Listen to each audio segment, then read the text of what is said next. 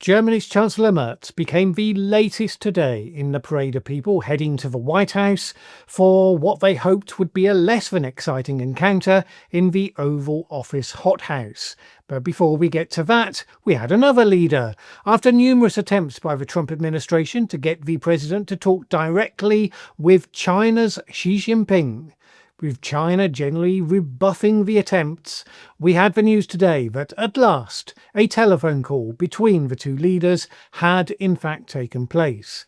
And we first knew that because China told us. This was the effusive and chatty way in which they did so. The article in full, as it appeared on Chinese state media, the journal Global Times. Chinese President Xi Jinping on Thursday held phone talks with US President Donald Trump at the latter's request. That was it. A friend of mine once gave the farewell party eulogy to a boss who had been universally pretty much hated at the workplace for being a bully. I remember that he said to him, "Over the years, I've come to regard you as someone I met." That article is pretty much the diplomatic equivalent of that speech. We had a call. It was certainly a call. No, there are only two things of substance said in that one sentence. One, that there was a call, and two, that it was at Trump's request. And that was very important in the power relationship. Xi Jinping had been clear that he wouldn't go to Trump asking for anything. It had to be the other way round. And that was the only thing that they felt was of interest to share about this event. For the rest, well, they were probably waiting suspiciously to see what Trump was going to say about it, because as we know, he could have said anything. China has been wary of President Xi being exposed directly to Trump because Trump's behaviour in recent times has been to routinely seek to humiliate, belittle and profit at the expense of anyone that he deals with. China has zero interest in playing that role, and given that Trump has been aggressively targeting them recently with tariffs, with student visa bans and heated rhetoric, their basic position has been, why would we talk to you until you stop doing those things? While Trump has been banging on about what a great relationship he has with Xi Jinping, it's relatively clear that he probably had no conception of the degree of fury that his posturing has likely been provoking on the other side. Now, in the absence of a transcript of the call, I'm betting that he possibly has a bit more of an idea now. When Trump did post about the call, he was very respectful. It was a very good call, he said. The trade teams would be having another meeting after they've been slating each other for breaking the terms agreed at the previous meeting. And apparently President Xi invited Trump to visit China. We can take it as certain that visit won't involve Trump being subjected to questions by Chinese social media influencers and being told by his host that he doesn't have the cards. Trump also said that he'd reciprocated the invitation. Well, we'll see how that plays out. Because let me remind you, when I covered the Oval Office ambush of the South African President Cyril Ramaphosa, I said that this emerging habit meant that there were now a number of world leaders who should probably simply not ever go to the White House anytime soon. President Xi was one of those. But right at the top of that list, funnily enough, was Chancellor Merz of Germany. Why, you may ask? Well, firstly, because MAGA has had Germany in its sights for the last couple of months. J.D. Vance and Marco Rubio had both slated it for the ruling against the far-right AfD party as extremists, hence permitting greater surveillance of their activities by law enforcement. Rubio tweeted then, "That's not democracy, it's tyranny in disguise." Now look, under current circumstances, you might have taken that as intended to be praise, but I'm reliably informed that, unlike with Putin's Russia, for instance, when it comes to Germany, that's considered a bad thing. J.D. Vance separately tweeted, "The West tore down the Berlin Wall together, and it has been rebuilt not by the Soviets or the Russians, but by the German establishment." Vance pointedly met with the AfD when he was in town to speak at the Munich Security Conference. That's the conference where he said that European countries trying to control disinformation and allowing far-right politicians to be prosecuted for crimes, that was the bigger threat to Europe than, the minor matter of Russia invading Ukraine and targeting Europe with its special operations.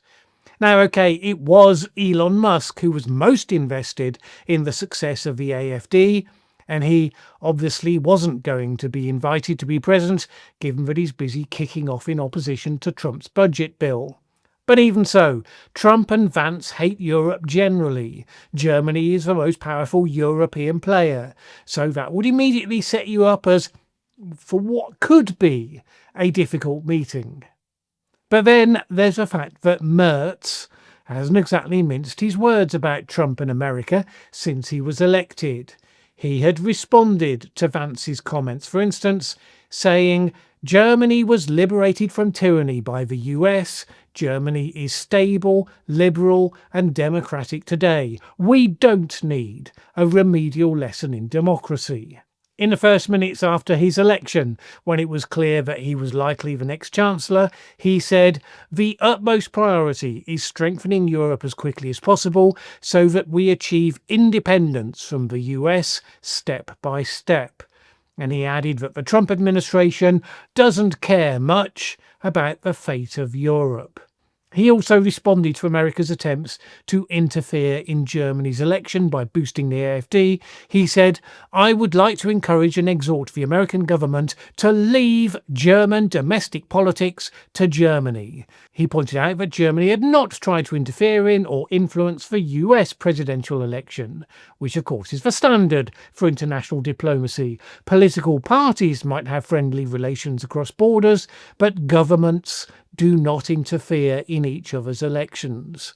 The ones that do, Russia for example, do so in ways that usually they can plausibly deny involvement in, and the fact that they do it is seen as a major aberration that makes them pariahs on the world stage. Plus, now of course, America. That just does it because it doesn't think the rules apply to them. Those are just the Germany-specific factors. Then there's all the European stuff. Europe is trying to have a trade negotiation with Trump, who believes that Europe was only invented in order to screw the United States. But when it comes to such things, it works rather slowly, methodically, with attention to the minute details. And it expects trade-offs, two-way concessions.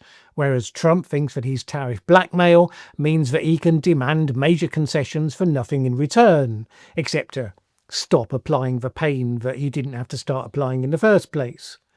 So there's a bunch of reasons why Trump might have decided to pull an ambush on Merz. Merz was hoping for some alternative factors, I guess, to work in his favour. He has held phone calls with Trump since. He held one a month ago where he told Trump that the United States remains an indispensable friend and partner of Germany. Merz has announced the pretty remarkable commitment for Germany to go from pretty much nowhere to a full 5% of GDP to be spent on defence. That enables him to flatter Trump about how Germany is aligning with his wishes and supporting his position on Europeans paying for their own defence. The fact that they're doing it because the US is now seen as part of the problem, that was probably left unsaid. And Germany is vulnerable because it will take time to rebuild a credible military force after the decades when the idea of a militarised Germany was, for very good reasons, taboo. They really don't want the American forces leaving Germany before they've been able to do that. Also, many are now speculating that Putin's Russia will now be looking to test NATO at some point in the future, considering that an excursion into one of the Baltic states would be likely to expose Trump's unserious commitment to Article 5 of the NATO treaty. I wouldn't be surprised if Merz has a similar view of Trump's reliability on that score. Merz has invited Trump to Germany and was able to promise a trip to the rural town that was the childhood home of Trump's paternal grandfather, the town of Bad Dürkheim. I don't think it's the association with Trump that led to it being called bad, but could be wrong. So the scene was set. And the question was, how was it going to go? Was it be warm words and platitudes, or would it be hand-to-hand combat, focused on the business at hand, or a party political broadcast on behalf of the AfD? Reviewing what he said about Merz, you wouldn't have been optimistic. One of his party colleagues described him like this: when he comes into the room, everyone goes quiet, like when the school teacher comes in, and he can be really tough on people, to the point of being rude.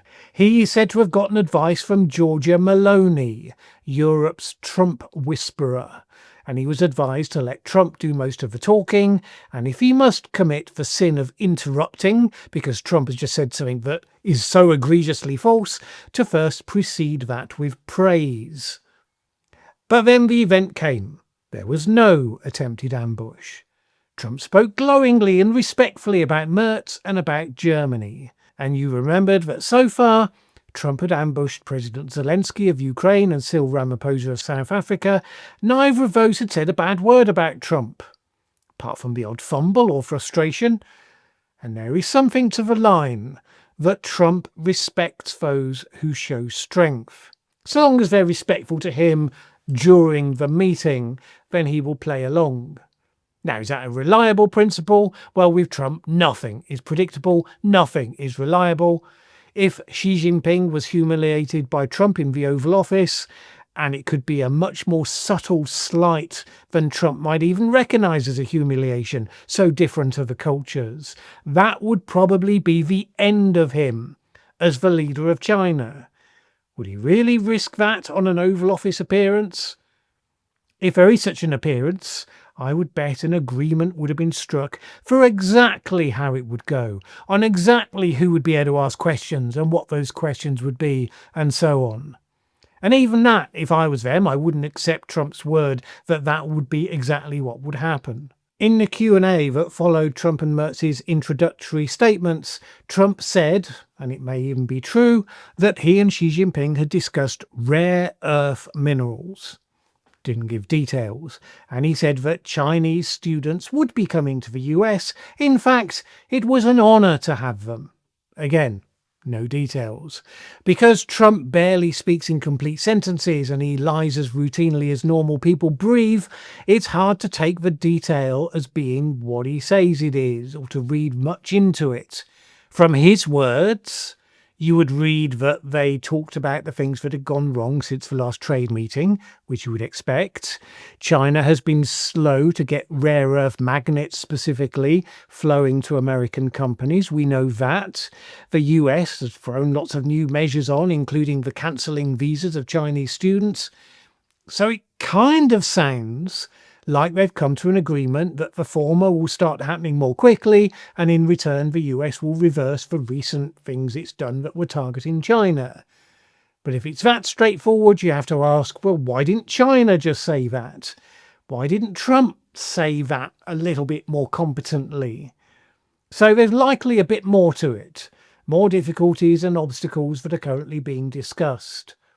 Incidentally, and following on from yesterday's video, since most American journalists couldn't care less about Germany and probably couldn't even find it on a map, they mostly asked the president about other stuff, and one of them asked about Elon Musk. And Trump went a little further than he had before, saying that while Musk hadn't yet turned directly against the president himself, only against the bill, he kind of expected that that would come next. And he repeated the line that the only reason Musk had turned against the bill was because of the EV mandate being removed, as well as his favoured candidate for NASA not being agreed. In other words, personal disgruntlement, sour grapes. Nothing at all to do with the arguments about the deficit, which is actually the substance of what Musk has been tweeting about. Now, it wasn't much, but it was restrained confirmation that this split is real and it is being taken personally. While Trump was answering all of that, German Chancellor Friedrich Merz stayed quiet, following the advice he'd been given, letting Trump ramble on about Biden and auto pens and Elon and EVs and everything else. So long as he was talking about that, He was not prodding at issues that could lead to a meltdown. And lucky for him, J.D. Vance was not asked his opinion. Marco Rubio was not asked his opinion. Merz was complimentary towards the United States and its historical role, but I did notice that he didn't bow and scrape. He didn't go on about what a wonderful leader Trump was. The moment in the Oval Office passed, Merz came out still standing, dignity actually, I would say, more intact than Britain's Keir Starmer and France's Emmanuel Macron managed. But nevertheless, another leader who passed the baptism of fire. None of which makes the process any less ridiculous, and nor will that have made other leaders suddenly complacent about what might happen to them when it becomes their turn. So today, two leaders engaged with Trump. Both did so apparently from a position of strength. Both came out ahead. Just another day in Trumpland, but don't imagine that all the other leaders around the world are not paying very close attention and taking notes.